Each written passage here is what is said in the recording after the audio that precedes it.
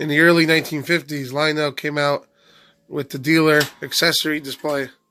With a touch of a button, the customer could see all the new accessories in operation. As you can see here, an original 1951 D-64 dealer display. The oil derrick could be adjusted with a thumb nut screw on the bottom to keep the duration of the mechanism how long you want it. This early Lionel rotary beacon operates on heat.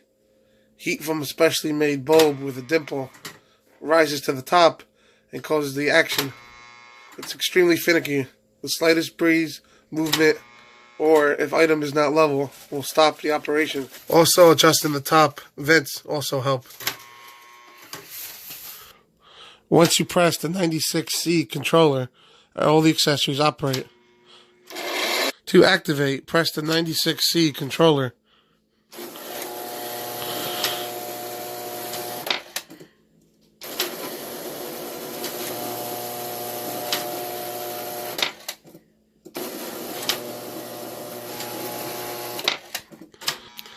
The D-64 is extremely hard to find.